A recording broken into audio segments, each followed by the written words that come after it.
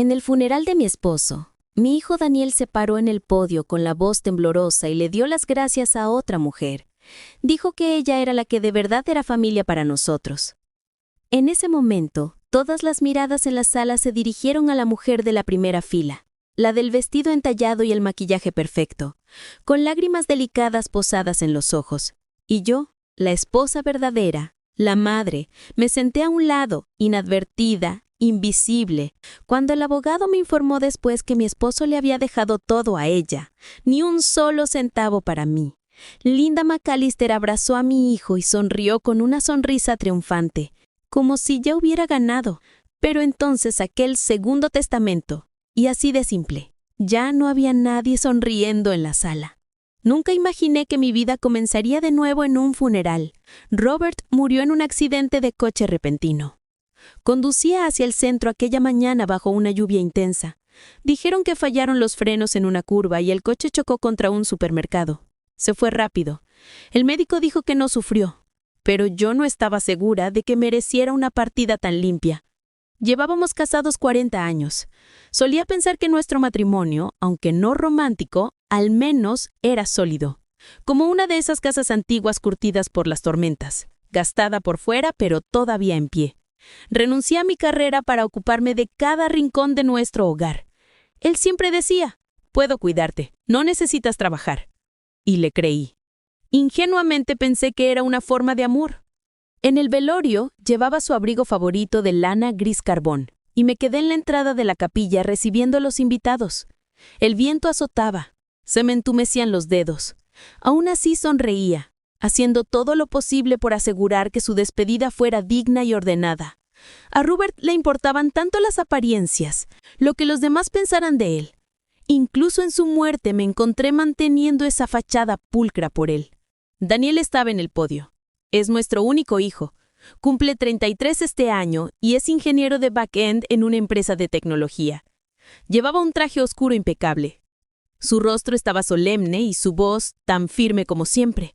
Tras leer un homenaje a su padre, hizo una pausa y se le enrojecieron los ojos. «Hay alguien a quien quiero dar las gracias de manera especial», dijo Daniel con la voz un poco temblorosa. La sala quedó en silencio. Apreté mi bolso en el regazo con los nudillos blancos. Pensé que iba a decir «mi madre».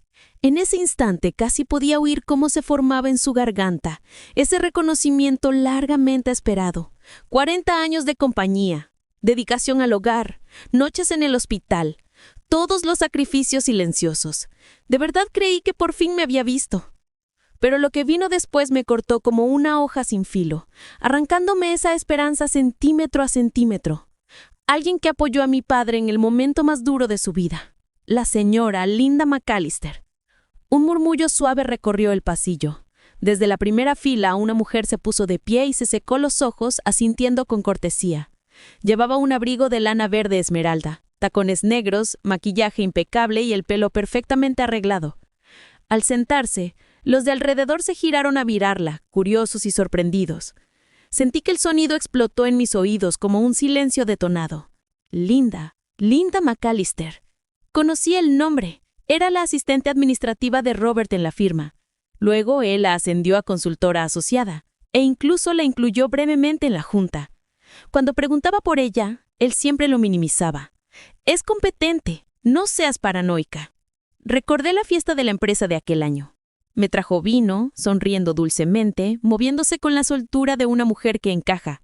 Entonces la descarté como otra empleada aduladora. Ahora, qué irónico. Desde el otro lado de la sala, alguien susurró. Está sentada tan cerca, como si fuera de la familia. ¿Y mi hijo? Mi hijo acababa de darle las gracias a esa mujer en el funeral de su padre. Sentí como si me hubieran retirado la silla de debajo. Me zumbaban los oídos y el mundo vibraba levemente. La gente se acercaba a estrecharme la mano, murmurando lo de siempre. Era un buen hombre. Lo vamos a extrañar. Asentí automáticamente, como una máquina repitiendo respuestas programadas. Había planeado aguantar hasta el final para mantener las apariencias.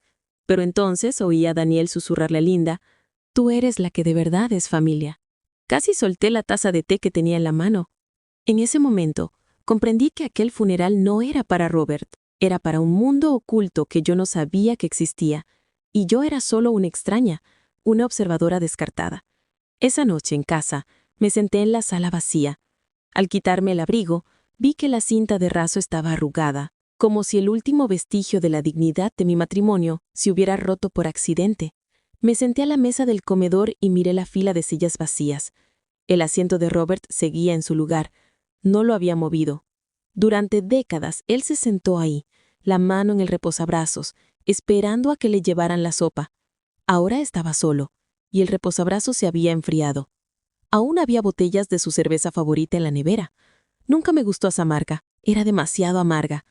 Pero él compraba un six-pack cada semana solo para él. Al final, la costumbre es la más cruel de las prisiones. Esa noche no dormí. Saqué unos álbumes de fotos antiguos. En las fotos aún éramos jóvenes. Había luz en sus ojos. Yo sonreía con facilidad entonces. Incluso encontré un viejo carné de cuando fui consultora financiera en su firma. Pelo corto, segura de mí, siempre sentada segunda por la derecha en cada reunión de la junta.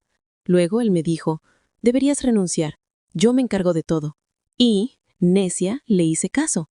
Cerré el álbum y me serví un vaso de agua. El reloj de la cocina marcaba los segundos. Me di cuenta de que todo el orgullo, toda la paciencia que había derramado en mantener intacto nuestro matrimonio, habían sido enterrados en el instante en que él murió. Lo que no sabía, sin embargo, era que bajo todo eso había una traición más profunda. A la mañana siguiente, cada palabra que oí en la oficina del abogado me pareció una línea de un guión de vida al que nunca me invitaron a leer. El aire olía levemente a tinta y a gabinetes de madera vieja.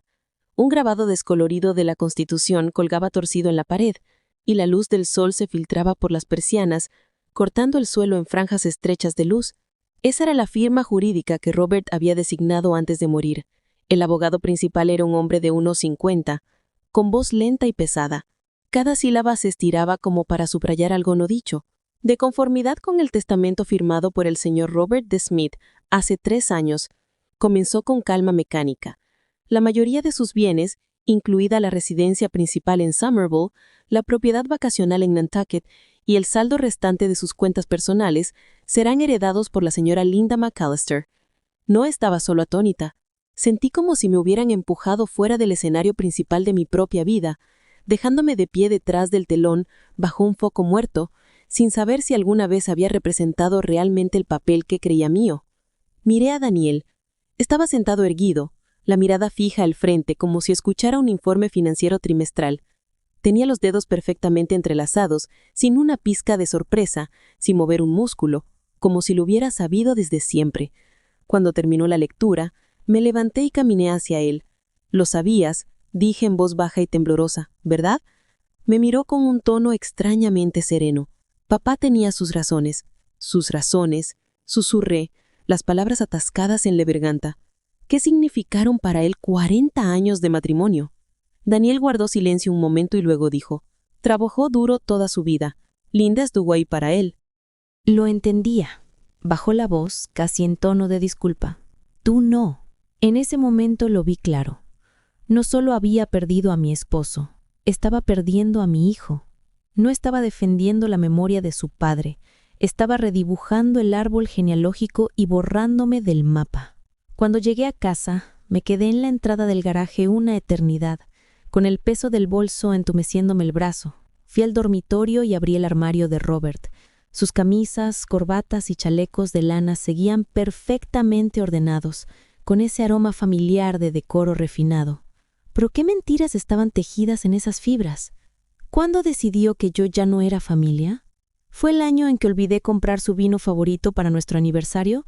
¿O antes, cuando dejé mi trabajo como su consultora financiera y me convertí en ama de casa? Empecé a buscar en los cajones pruebas de que no estaba loca.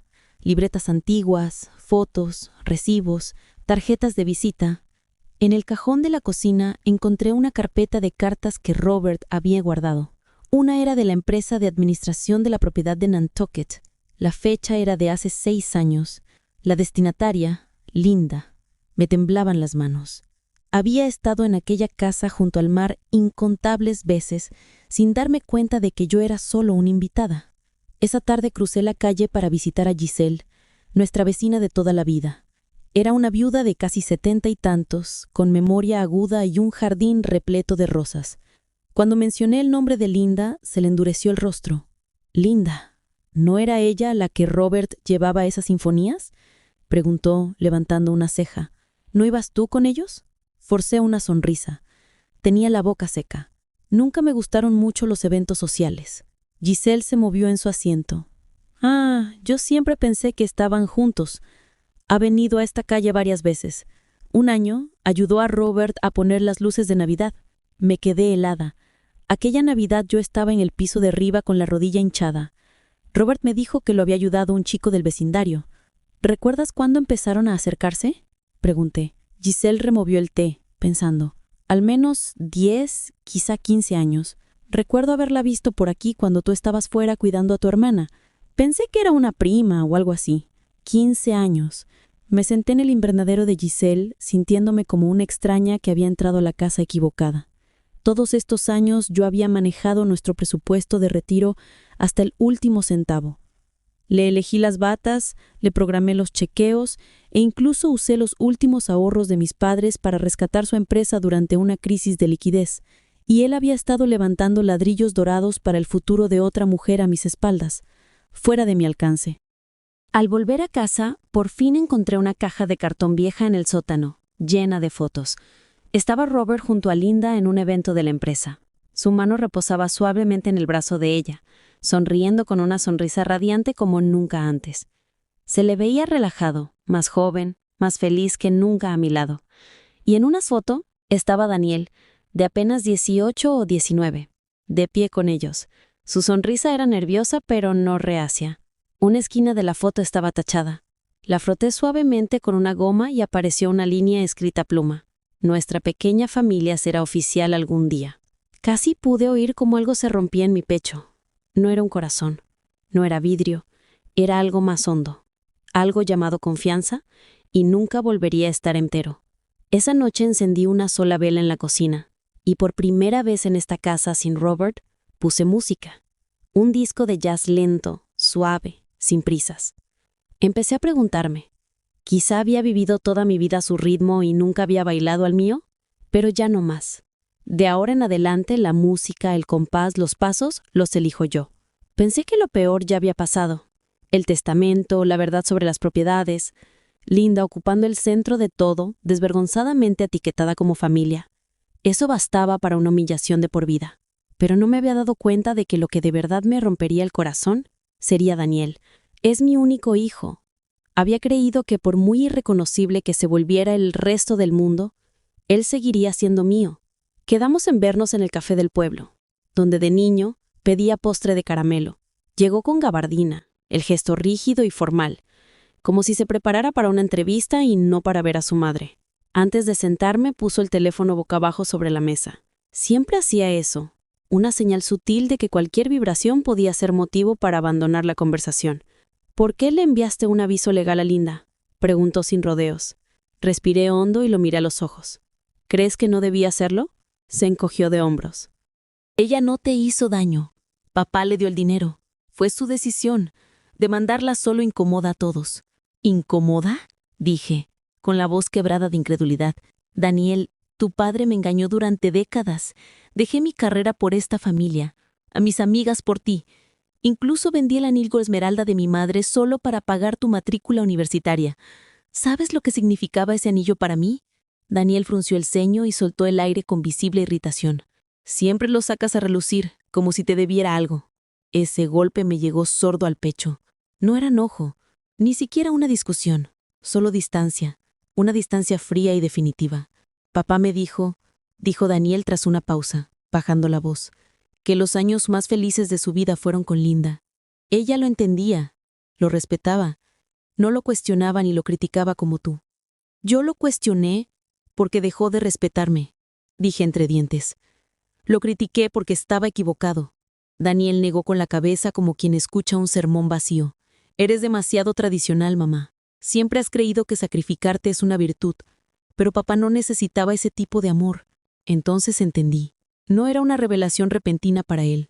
Llevaba tiempo pensando así, solo que no lo había dicho hasta ahora. Lo miré un momento.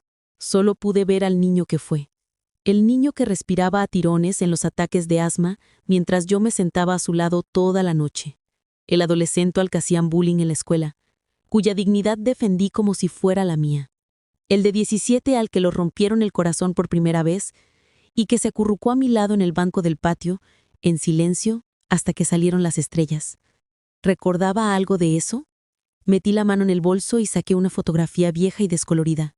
Aquel verano en que tenías 2 años, fuimos a la playa, dije, deslizando la foto sobre la mesa. Tu padre se echó atrás a última hora por trabajo, así que fuimos solo tú y yo. En la foto, llevas un bañador rojo brillante y estás de pie sobre la arena mojada con un rastro de huellas tambaleantes detrás. Le tenías pánico a las olas.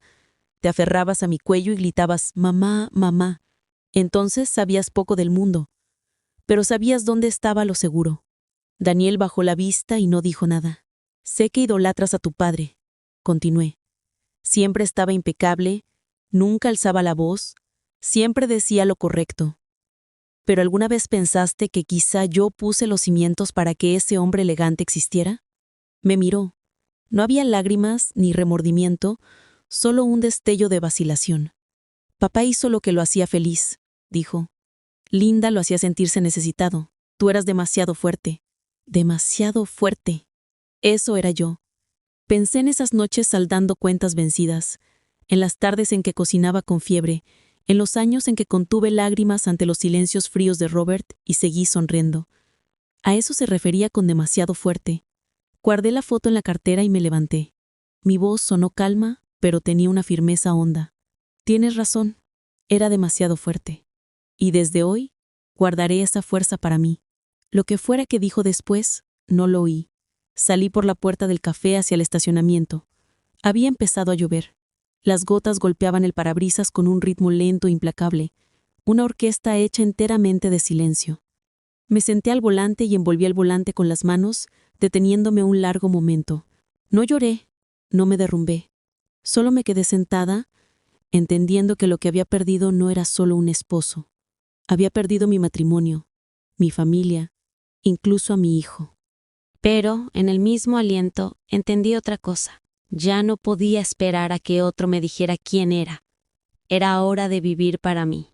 Al principio pensé que Linda era solo un accidente tardío en la historia de Robert, una oportunista calculadora, una mujer que se deslizó por las grietas, pero ahora lo veo claro. Nunca fue un accidente. Lo había planeado todo. Una tarde lluviosa, me senté a la mesa de la cocina con una taza de café frío en las manos, mirando su perfil público de Facebook.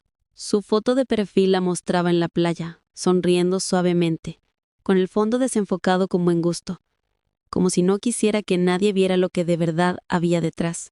Su biografía decía, consultora en el sector de la arquitectura, amante de la música clásica y del servicio comunitario, agradecida por la dulce compañía de la vida. Hice clic en sus álbumes. La primera imagen, Robert sentado en una silla de mimbre sosteniendo una porción de tarta de limón que, al parecer, ella le había preparado. El texto decía, su sonrisa es mi recompensa favorita. La fecha era de hace 6 años, el mismo año en que yo estuve postrada por la artritis. Entonces Robert me dijo que el trabajo era abrumador y que viajaría mucho. ¿Le creí? Pensé que simplemente evadía la carga de cuidar a alguien, pero ahora lo sabía. No huía de mí. Vivía en otro lugar sin mí. Seguí bajando y encontré más imágenes a la vez familiares y extrañas. Robert estaba en el salón de Linda con la chaqueta de lana que yo le había regalado. Allí estaba, ayudándola a plantar flores y arreglar bonsáis en su jardín. Y luego apareció un video. Robert brindaba por ella con un villancico sonando suave de fondo. Daniel estaba allí. Me quedé helada, la mano suspendida sobre el touchpad. Daniel entonces aún estaba en la universidad. Llevaba el pelo un poco más largo y una cara tímida, aniñada. Linda tenía el brazo sobre su hombro y decía riendo, «Tu padre debería estar orgulloso de ti». Entonces entendí. Linda nunca fue solo el secreto de Robert. Llevaba años posicionándose como parte de nuestra familia. ¿Y yo? Yo era la mujer a la que planeaba desplazar. Llamé a Ruth. Ruth Lanier había sido una colega cercana en mis años en la firma de Robert. una de las pocas mujeres con las que seguí en contacto tras dejar el trabajo. Ahora estaba semi-retirada, ayudando a su hija con un nieto y tomando algún caso financiero freelance.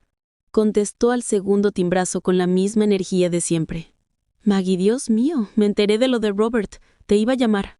Gracias, dije. No di rodeos. Ruth, necesito que me ayudas a encontrar algo. No dudó. Dime qué sospechas. Hice una pausa. Mi voz sonaba calma pero firme. Creo que Robert usó fondos de la empresa al menos durante la última década para comprarle propiedades a Linda. Y quizá haya otras transferencias no registradas. Ruth guardó silencio. No estás arreglando un matrimonio, Maggie. Estás buscando destapar un fraude. Quiero la verdad, dije. He pasado demasiado tiempo en la oscuridad. Quedamos en vernos en su casa en 2 días. Mientras tanto, me convertí en una mujer con una misión. Fui a la biblioteca local y consulté los registros de propiedad de Linda en Somerville. Una casa, un chalet unifamiliar a su nombre. Fecha de compra, hace 5 años. Justo al final del proyecto de beneficios de vivienda para empleados de la empresa, el mismo que Robert supervisaba. Yo había ido allí durante ese proyecto. Recuerdo que bromeé entonces. En el próximo viaje me llevas a mí también. Él esquivó la sugerencia. No te gustaría allí. Ahora lo sabía. La habitación no estaba reservada para clientes. Era para ella. 2 días después conduje hasta la casa de Ruth. Vivía en un suburbio tranquilo, un bungalow gris pálido con una hilera de crisantemos mustios al frente. Me recibió con un vaso de limonada y abrió su portátil. Revisé algunos registros de pagos archivados, dijo, desplazándose por 3 entradas etiquetadas como apoyo de consultoría externa. Pero la empresa beneficiaria es una tapadera. No aparece oficina física. Amplió una línea. $50,000 pagados el mismo mes en que tú estabas en casa recuperándote de una cirugía. Se me encogió el estómago. Ruth me miró con preocupación por encima de las gafas. ¿Estás seguras de querer seguir adelante? La mayoría preferiría dejarlo pasar. No respondí. Solo guardé una captura de pantalla del archivo en mi memoria USB. De vuelta a casa, conduje despacio. El sol golpeaba con fuerza el parabrisas y el aire olía a comienzos de otoño. La radio ponía una balada de los 60. El estribillo se repetía suave. La verdad solo se encuentra cuando dejas de fingir. Sí, solo cuando se deja de fingir se empieza a ver con claridad. Ya en casa me senté ante el ordenador y guardé las fotos de Facebook de Linda en una carpeta nueva. La llamé Evidencia. Ya no era la mujer que enterraba sus emociones detrás de una estufa. Era Maggie Smith, la esposa legal de Robert, la madre de Daniel, la que había sido editada fuera de la historia de su propia vida y la mujer que estaba a punto de reescribir el final. El segundo lote de documentos de Ruth llegó justo cuando estaba secando el fregadero de la cocina. La luz del sol se filtraba por las persianas, dibujando franjas limpias sobre la encimera. Me detuve un segundo con el paño en la mano y pensé que así se había mantenido mi matrimonio. Pulcro, silencioso, hasta que la cocina dejó de sentirse mía. El asunto del correo era simple. 3 transacciones sospechosas. Clave, evaluación preliminar de viabilidad legal. Lo abrí. Unos PDF conocidos llenaron la pantalla. Ruth los había anotado. El nombre de la empresa, Quintay Consulting LLC. La cuenta vinculada a Linda. Las transferencias, 3 pagos por más de $350,000 cuidadosamente escalonados a lo largo de 5 años, cada uno justo fuera de los ciclos de auditoría oficiales de la empresa. Añadió una nota. Esta suma carece de justificación suficiente. A menos que se puedan presentar facturas por servicios de valor equivalente, esto es potencialmente un regalo fraudulento. Ahí estaba, la prueba. Sentí que se me formaba un nudo de determinación en el pecho. Sabía qué hacer. Esa tarde llamé a una abogada especializada en fraude y derecho corporativo. Tengo un montón de preguntas, dije, con la voz firme y clara. Creo que mi difunto esposo saqueó sistemáticamente su empresa para ayudar a su amante de años. La abogada se llamaba Michelle Robinson. Estaba en sus 50s y su voz al teléfono era cálida y directa. Escuchó con calma mientras hablaba. Necesito que me envíes todo lo que tengas, dijo. Todo documento, todo correo, toda foto. Colgué y empecé a copiar los archivos. Cuando terminé tenía más de 50 documentos. Imprimí todo. Lo ordené en una carpeta y lo llevé a su despacho en el centro. Su firma estaba en un rascacielos de vidrio, y contemplé el perfil de Chicago mientras esperaba. Cuando entró llevaba una sonrisa amable y profesional. Un corte de pelo preciso le marcaba la barbilla, y vestía un traje perfectamente entallado. Tomó la carpeta, la hojeó y asintió. «Revisaremos todo», dijo. «Me pondré en contacto». «Gracias», dije, mirándola. Ella me traicionó, y mi hijo la ayudó. Quiero que devuelva hasta el último centavo. Michelle se subió las gafas por el puente de la nariz. Haremos todo lo posible.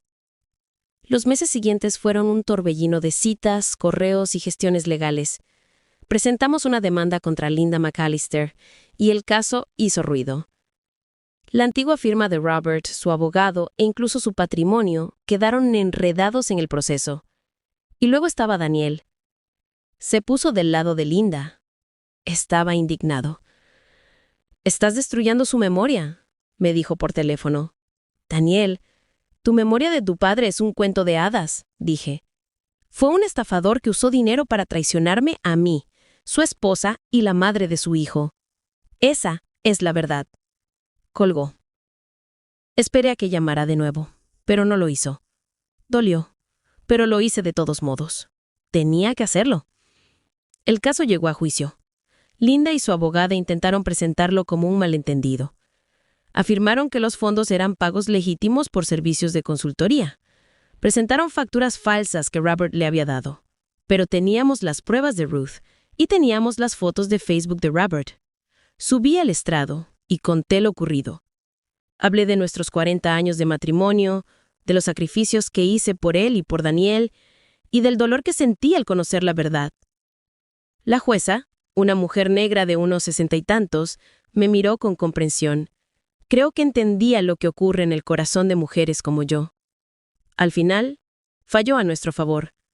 Ordenó a Linda devolver todo lo que Robert le había dado, con intereses.